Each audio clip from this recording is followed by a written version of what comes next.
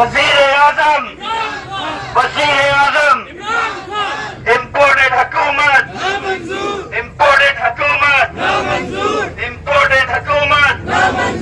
शर्म करो, हया करो, शर्म करो, हया करो, शर्म करो, हया करो।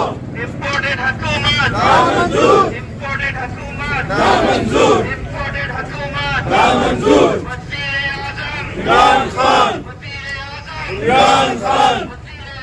इमरान खान खान को रिहा करो, खान को रिहा करो, खान को। मेरा आपको पता है जर्नलिज्म से ताल्लुक़ है, इसलिए मैं आपको ख़बरें ही दे सकता हूँ। ख़बरें जो इस वक्त आमतौर पे मेरा वैसे भी वीलॉग होता है, इसलिए कोशिश यही होगी जो बात मैंने करनी थी वो यहीं कर दूँ। इमरान खान को अटक जेल में रखा गया है और वहाँ पे ए, बी और सी क्लास नहीं होती, वहाँ सिर्फ सी क्लास होती है। और ये जेल जो है वो सिविलियन के ज़ेरे एहतमाम भी नहीं होती, आपको पता है किसके अंडर आती है। और वहाँ पर इमरान खान जो है वो बिल्कुल आम लोगों की तरह ज़मीन पे, फ़र्श पे, जिस तरह आपको पता है कैदी पाकिस्तान में रखे जाते हैं उस तरह रखे जाते हैं। आम तौर पर साबिक़ वज़ीर-ए-आज़म का एक इस्तेहक़ाक़ होता है कि उन्हें बी क्लास दी जाती है, और ये पाकिस्तान का एक रवाज रहा। उसमें नवाज़ शरीफ, यूसुफ रज़ा गिलानी या जितने लोग भी गुज़रे उन सब लोगों को ये हक दिया गया। लेकिन ये लोग इमरान खान को नीचा करने के लिए, अपनी अना और ज़िद पूरी करने के लिए कभी मुंह पर काला कपड़ा चढ़ाते हैं, कभी अटक की जेल में ज़मीन पर लिटाते हैं, कभी उसके पास से किताबें और शेविंग का सामान तक छीनने की कोशिश करते हैं। इनका मकसद सिर्फ एक है कि उसे तोड़ दिया जाए। आप लोग जानते हैं कि इमरान खान की ताकत आप लोग अवाम है।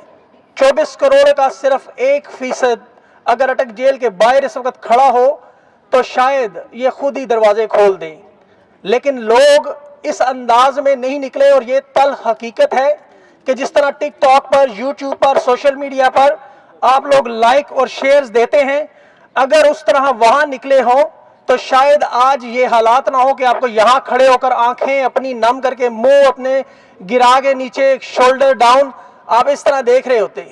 तो ये एक हकीकत है। मैं देख रहा हूँ मेलबर्न में पाकिस्तानियों की तादाद तकरीबन 25 से 30 हज़ार होगी। इस वक्त यहाँ पर हम 500 या 1000 लोग हैं। कुछ लोग मायूसी की बातें कर रहे थे रास्ते में। एक बहन अभी कह रही थी पाकिस्तान का मतलब क्या, मार्शल्लाह, सोटे डंडे दे मार्शल्लाह। पाकिस्तान का मतलब ला इलाहा इल्लल्लाह है, था, है और रहेगा इंशाअल्लाह।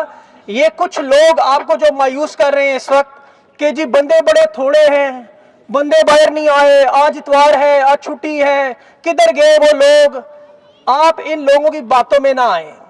इंसान का अपना किरदार और उसके बाद सिर्फ अल्लाह ताला को जवाब देना होता है। आप अक्सरियत को ना देखें, वो तो अस्करियत को देखते हैं, आप असलियत को देखें। आप तमाम लोग जो यहाँ खड़े हैं, आप लोग कम से कम जिंदा लाशें नहीं हैं, आप लोग खामोश नहीं हैं, आप लोग यहाँ खड़े हैं।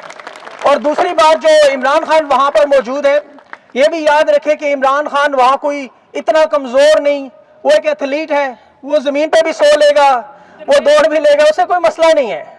वो अभी भी इनके 72-77 साल के 150 बीमारियों वाले बाबों से बहुत बेहतर है। तो इस चीज़ की आप फिक्र ना करें। जिस जज ने सजा दी, माजी में देखें, जिसे सजा मिली वो भी लंदन भाग गया, और जो सजा आज दे रहे जज ये भी लंदन भाग रहा है, लेकिन जिसे दी वो वहां मौजूद है। तो आप इसकी फिक्र न करें। मुझे जो सबसे ज्यादा फिक्र वाली बात नजर आती है वो, मैं जब आज़ाद कश्मीर की तहरीक देखता हूं तो वो 1988 तक बड़ी पुरअमन थी। उसमें मकबूल डार, यासीन मलिक और इस तरह के अली गिलानी साहब जैसे लोग थे। लेकिन जब इन लोगों ने जुल्म और फस्तायत शुरू की तो फिर 1988 की तहरीक आपके सामने किस तरह पुरतशद्दद तहरीक बन गई। फलस्तीन की तहरीक यासिर अरफात के टाइम तक बिल्कुल पुरअमन थी, आप जैसे लोग थे, लेकिन उसके बाद हिजबुल्लाह बन गई। इसी तरह आप देख ले, जहां जहां तहरीकों को दबाने की कोशिश की, जो मम्मी डैडी बर्गर बच्चे हैं वो फिर किस तरह तशद्दुद की तरफ जाते हैं। इस चीज से हमें डरना है, क्योंकि जब जुल्म हद से बढ़ जाए तो उसका मिटना लाजमी है। ये मेरा नहीं, मेरे अल्लाह का निजाम है कि वो कुफ्र का निजाम चलाता है। जहां हम खड़े हैं आपके पीछे, यहाँ कुफ्र का निज़ाम है, ये लोग अल्लाह को नहीं मानते। लेकिन आप देख लें, इंसाफ चलता है, आप सब लोग यहाँ मौजूद हैं, ये पुलिस खड़ी है, ये आपको नहीं रोक सकती। लेकिन यही वजह है कि अगर जुल्म का निज़ाम हद से बढ़ जाए तो वो ख़त्म होता है। कितने ही तारीख में बड़े बड़े आपने जर्नेल देखे, लेकिन आज लोग कहाँ हैं वो? आप एक एक को ढूंढ के तारीख के सफ़ों में देखें, कोई नजर नहीं आएगा। और उसकी यही वजह है, जालिम का नाम तारीख में हमेशा मिट जाता है। इसीलिए यजीद था, हुसैन है। ये चीज आप अपने ज़हन में रखें और इस चीज से बिल्कुल फिक्र ना करें, घबराएं ना, ये वक्त गुजर जाएगा इंशाल्लाह। 3 दिन बाद इंशाल्लाह इमरान खान की जमानत लगेगी। आप लोगों ने देखा है, अभी ये लोग हाई कोर्ट में अपने एक टाउट आमिर फारूक साहब, जिन्हें आज मेरे ट्विटर पर आप प्लीज चेक कीजिएगा, मैंने एक पोस्ट लगाई जिसमें इन लोगों को बुलाया जा रहा है इंसाफ के लिए कॉमनवेल्थ की तरफ से, यहां कॉमनवेल्थ की तरफ से। तो आप लोगों ने प्लीज टैग करना है उन लोगों को कि आप किन लोगों को जज बुला रहे हैं यहां पर, जो इस तरह की नाइंसाफी पाकिस्तान में कर रहे हैं। उसमें हमायूं दिलावर भी लंदन जा रहे हैं उसी कॉमनवेल्थ के।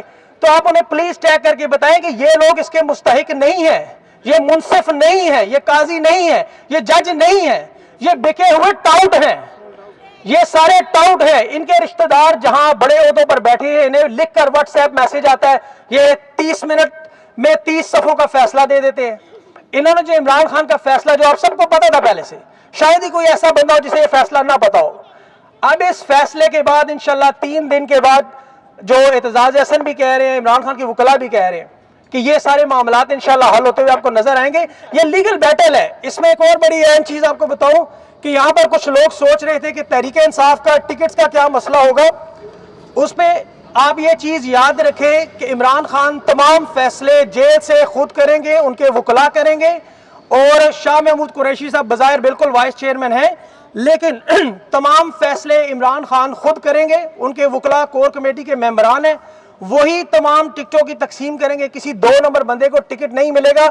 और आप लोग पाकिस्तान की जिन्होंने अपने वोट को तावीज की तरफ बनाया है, वो ठप्पा मारेंगे, चाहे निशान बल्ले का हो या किसी और का हो। इसकी आप फिक्र ना करें, ये मामलात इंशाल्लाह आपको हल होते हुए नजर आएंगे। आप हौसला करें और लोगों को खुदा के लिए इस मायूसी, इस डर और इस खौफ से निकालें।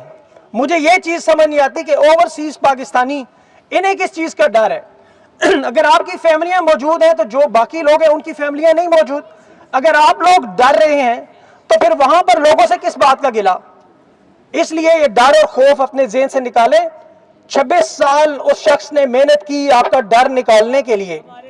बिलाशुबा उस खौफ के बुत में कुछ दरारें पड़ी और वक्त लगेगा, ये मैं समझता हूं उसमें वक्त लगेगा, लेकिन ये आपकी भी उतनी ही जिम्मेदारी है, हर शख्स की यहां खड़े और हर उस शख्स की जिसने झंडा अपने हाथ में उठाया है पाकिस्तान का, उसकी उतनी ही जिम्मेदारी है जितनी इमरान खान की है। ये पाकिस्तान उसके बाप का नहीं, क्या उसका ठेका नहीं, ये आप सबका भी ठेका है। और बहुत से लोग ये भी कह रहे थे कि हम पाकिस्तान में अब फॉरेन रेमिटेंस नहीं भेजेंगे ताकि मुआशी तौर पर उन्हें दचका लगे जब तक वो इमरान खान को रिहाई नहीं देते।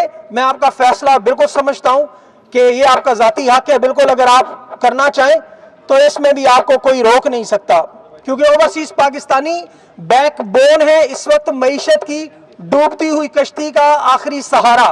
बाकी आपने पार्लियामेंट के सामने किया, अपने अपने हलके में जो आपके मेंबरान हैं उन्हें लोग ईमेल्स भी भेज रहे हैं, मैसेजेस भेज रहे हैं नाइंसाफी, इस जो इनजस्टिस पे।